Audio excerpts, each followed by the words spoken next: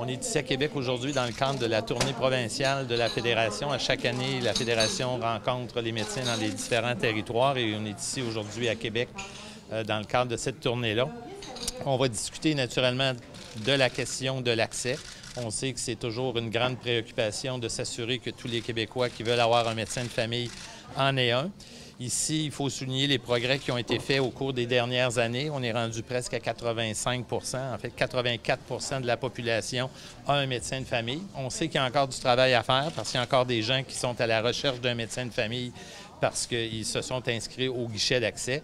Ce qui nous complique la tâche, c'est la pénurie d'effectifs qui s'est malheureusement réinstallée. Il manque ici, dans la région de Québec, plus de 50 médecins. À la grandeur du Québec, on évalue que c'est entre 400 et 450 médecins qui nous manquent.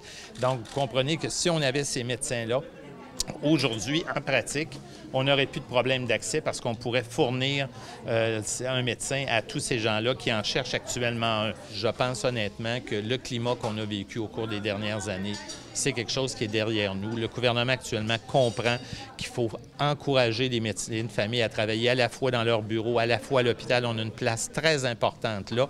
Il faut dire que les politiques qu'il y avait avant, maintenant, l'orientation est changée. On n'est pas du tout dans le même climat de discussion avec le ministère de la Santé. Ça ne veut pas dire que les dossiers se règlent plus facilement, mais ils ne se discutent pas dans le même climat.